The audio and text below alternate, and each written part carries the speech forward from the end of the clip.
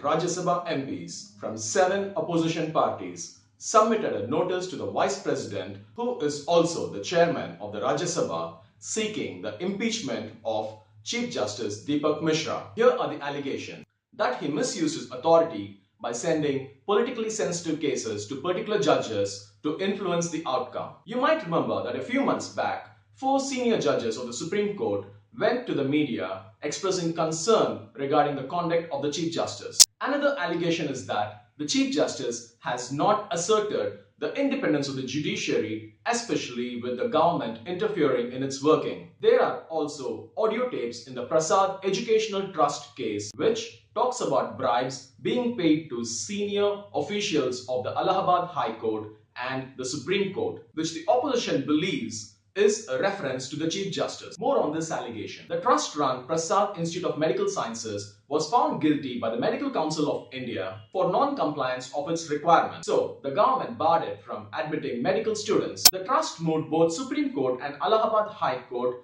against the centre's decision. The trust was granted multiple favourable decisions in the Supreme Court, all in benches headed by Chief Justice Deepak Mishra. Once the content of the audio tapes came to light, the opposition and the 4 rebel judges felt that the Chief Justice should have withdrawn from this case to avoid conflict of interest, but he chose to stay on the bench. Basically, the allegation is that the Chief Justice abused his position, and this amounts to misbehavior. By the way, this is the first time that the opposition has moved to impeach a Chief Justice of the Supreme Court. Earlier impeachment proceedings, 4 to be precise, were against judges and justices of the high courts. None of them resulted in impeachment of the judges. 2 resigned, 1 motion was defeated in the parliament, and 1 changed his judgment to remove references to reservation, thus escaping impeachment. This brings us to look at the likely outcomes of the current impeachment motion. The future of this impeachment rests with the Vice President,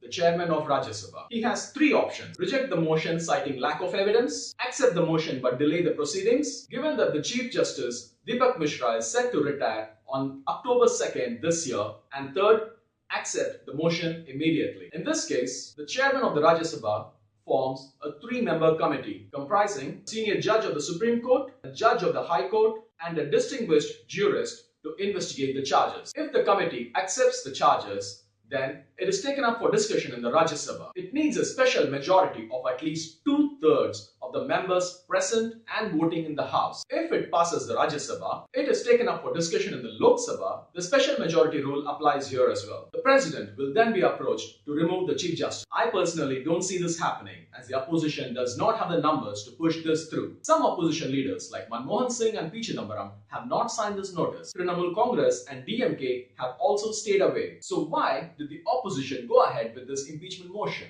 If you have an answer for this, do comment down below and do share the video. Let's have an informed conversation going.